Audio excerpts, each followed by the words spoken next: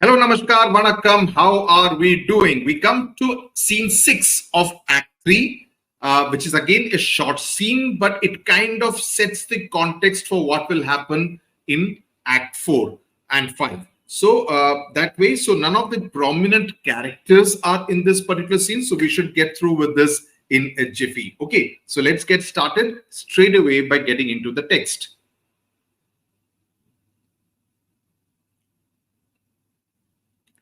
Okay, so who are there in this particular scene? Lennox and another lord. Lennox, we've already been introduced to him. Lennox and Ross are the side lords, the nobles, as far as the entire kingdom of Scotland is concerned. So the scene takes place at night in Scotland, and the scene kind of sums up what we know so far, whatever has happened in the play so far. So we are kind of seeing Lennox and another lord kind of sum up what has happened. So it's almost like a recap scene as far as the audience is concerned. And so they are also discussing what is happening in the kingdom. See, Shakespeare put these kind of scenes so that, you get an idea about what others are talking about Macbeth, Lady Macbeth, and whatever is happening in Scotland at that point in time. So none of the main characters are part of this particular scene. So there is Lennox and another lord. So Lennox says that you can draw, my former speeches have but hit your thoughts, which can interpret further. So he says that you can interpret further means that you can draw your own conclusions. You can draw your own conclusions. You can draw your own conclusions, interpret further. That's what it means, based on what I have already said before. So it's almost like, you are getting to see this scene while they have been in conversation for some time. Okay. So my former speeches means whatever I have said so far, abhi tak jo bhi kaha hai, on the basis of that, you can draw your own conclusions. So it shows, as I said, that Lennox has been talking to the Lord for some time now, or maybe a little earlier. Only I say things have been strangely born. All I am saying is that strange things have been happening. Strangely born means strange things have been happening.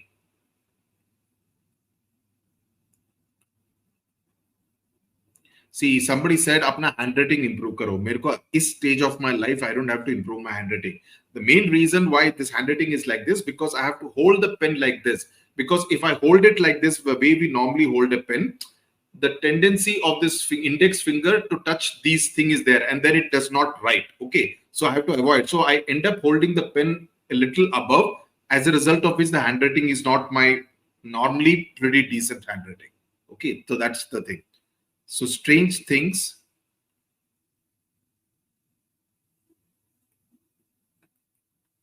यहाँ पे ना there are the set of characters जिनको की विशेष टिप्पणी करने की बहुत आदत होती है. I always say you don't have to do a running commentary on someone else. Look at yourself, improve your handwriting, whether my handwriting is good or bad. In case I'm speaking, okay, so it should not really make much of a difference. ये विशेष टिप्पणी करना बंद करो.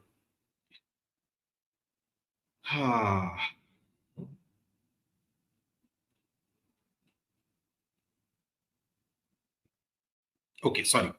The gracious Duncan was pitied of Macbeth. Says that Macbeth pitied. That is, he said nice words about Duncan. You remember what happened in Act 2. So Macbeth said nice things, pitied the gracious Duncan. And if you see gracious Duncan is always how Duncan is referred to, you should always use this particular keyword before Duncan. So he says Macbeth pitied the gracious Duncan only after Duncan was dead.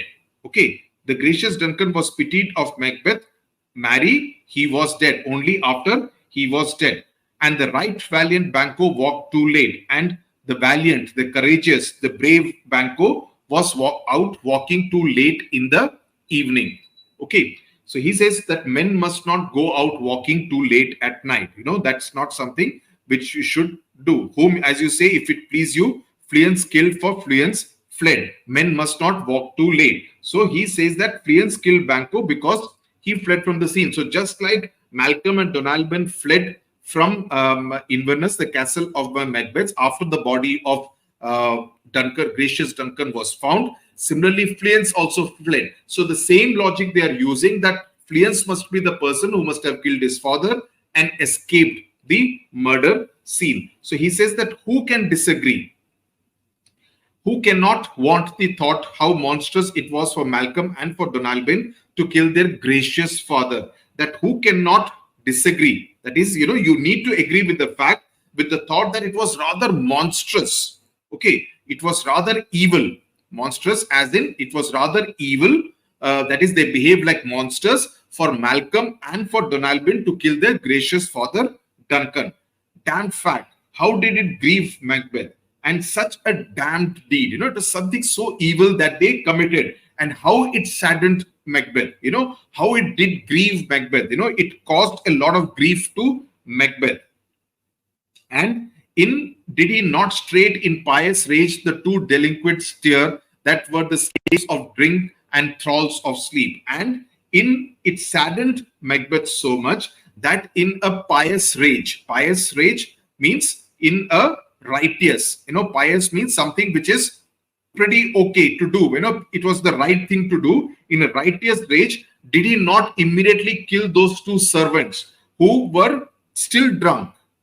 The slaves of drink means they were still in an inebriated condition, they were still drunk and sleeping. Thralls of sleep means they were still half asleep, they were still feeling a little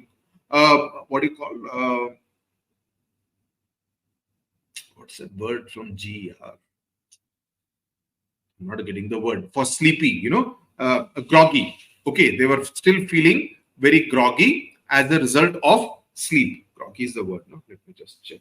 I don't want to say anything wrong. Okay, groggy means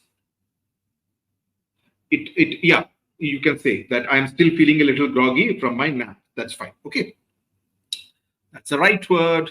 Was that not nobly done? So he says, wasn't that the right thing to do? So he seems to be defending Macbeth, whatever he had done, that he had killed those two security guards who were still asleep, half asleep, who was still drunk.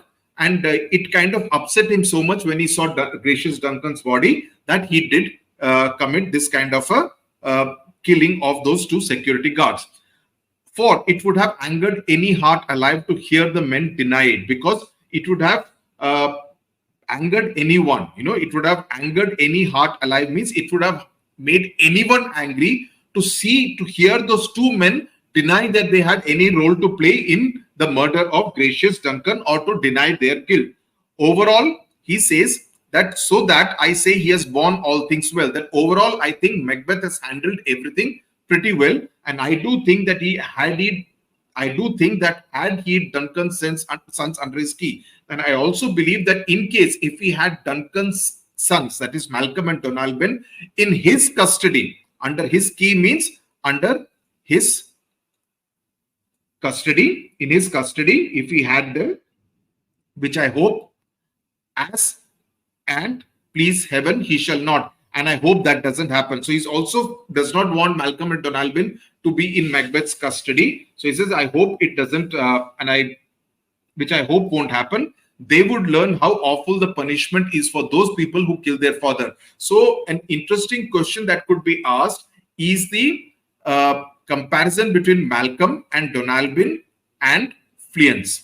All three of them being kind of accused of having killed their father. Okay, because all three of them escaped from the scene soon after the murder was discovered. So he says that they would, if they were in their custody, which I hope they were not, they would realize that how awful the punishment is for those who kill their father, and so would Fleance. But peace, for from broad words and cause he failed, his presence at the tyrant's feast I hear, Macduff lives in disgrace. So now he wants to know about the whereabouts of Macduff, who is the other character who will dominate Act 4 and Act 5 to a large extent. Act 4 and Act 5 is going to be extremely bloody, very, very violent, and Macduff will play a very prominent role in that. So he says, but enough of that.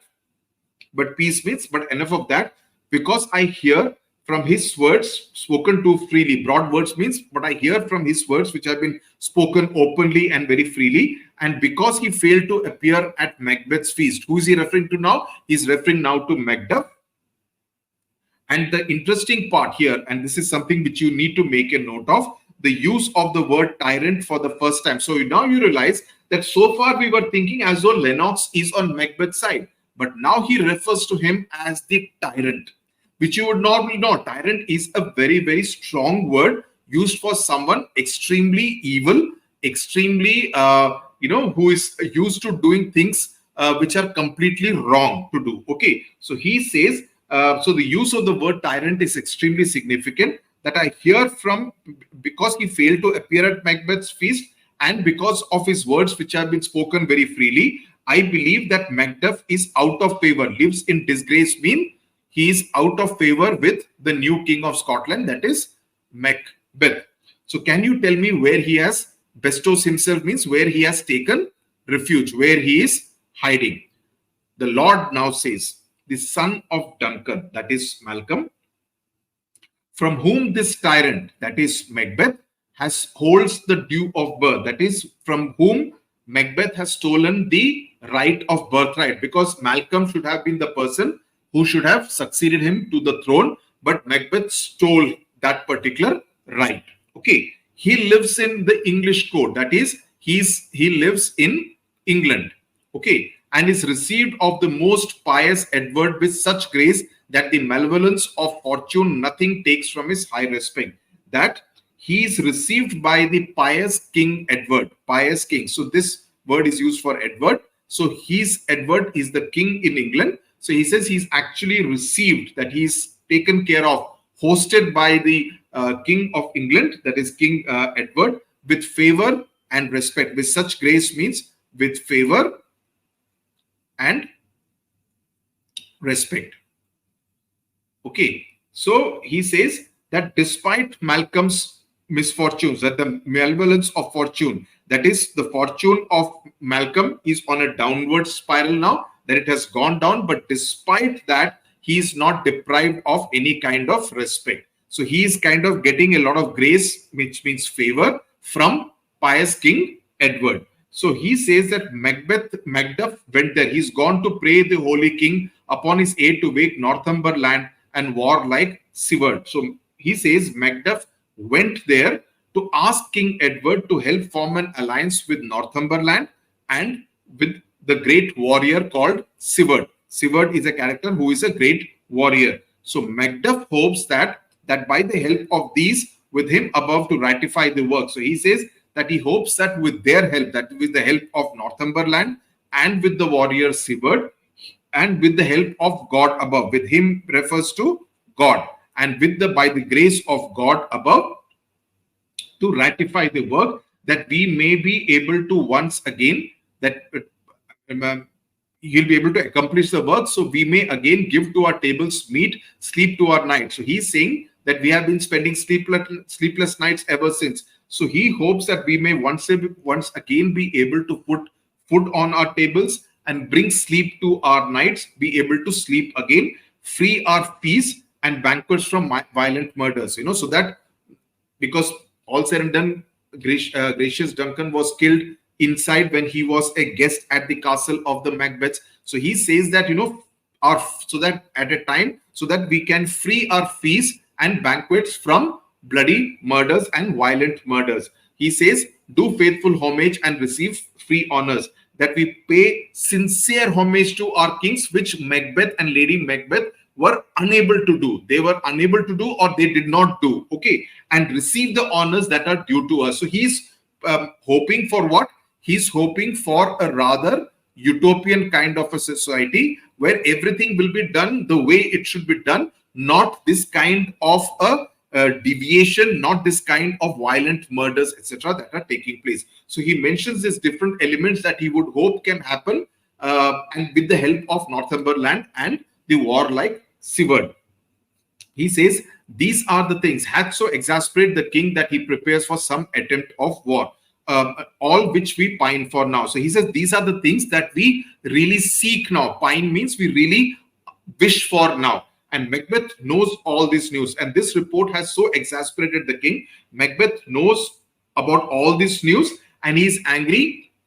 He's so angry that he's preparing for war. So Macbeth is preparing to defend himself because he realizes that all these developments are taking place. So you realize the purpose of a scene like this, that without getting Macduff or showing Macduff's meeting with Edward, etc., Shakespeare has managed through Lennox to uh, apprise the audience, to kind of update the audience about all these things which are happening in the background. He does not have to show them on stage, but through a character, he's kind of, through a conversation between the Lord and Lennox, he's trying to update the audience with what all has been happening, which has not been shown on stage. That's the purpose of a scene like this. So Lennox says, sent he to Macduff, that did Macbeth order Macduff to return to Scotland? That has that happened? He wants to know. So the Lord says, yes, he did, and with an absolute sir, not I. And Macduff responded with, no, sir, I will not come. I won't come. The cloudy messenger turns me his back, and the frowning messenger turned his back on Macduff and hummed as who should say, you will rue the time that clocks me with this answer. That the messenger told, as if the messenger wanted to convey that you will regret the day you told me this answer. Right? Macduff saying that, no, I will not come to Scotland. So Lennox says, and that well might advise him to a caution, that should be warning enough for Macduff to be cautious, that, if that is the kind of thing the messenger has said to Macduff, that should be a warning that he needs to be extremely careful and cautious right now, and his wisdom, and to hold what distance his wisdom can provide. That is, he needs to maintain distance from Scotland.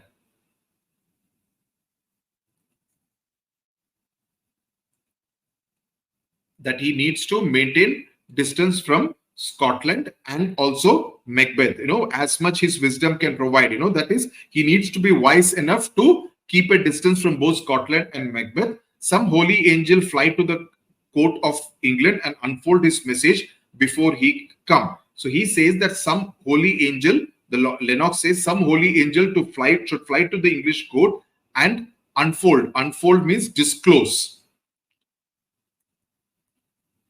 And disclose a message to Macduff to return quickly to help our country, that with a swift blessing that soon we return to this our suffering country under a hand cursed. Now this is another harsh word that he's using, that he's referring to him as a person who is a cursed tyrant. Once again, okay, a cursed person. So he says that some holy angel should fly to the English court and disclose and reveal a message to Macduff that he should return quickly to help our country, which is suffering under a cursed tyrant, a hand accursed. This is another key phrase which you should use your answers when you're talking about Macbeth, the kind of impression that people had about Macbeth. Lord says that I will send my prayers with him. That is, I will get the message conveyed. So what is important in this particular scene is that for the first time, Macbeth is referred to as a tyrant. So a question that can be asked is, what is the significance? So it shows that the public perception,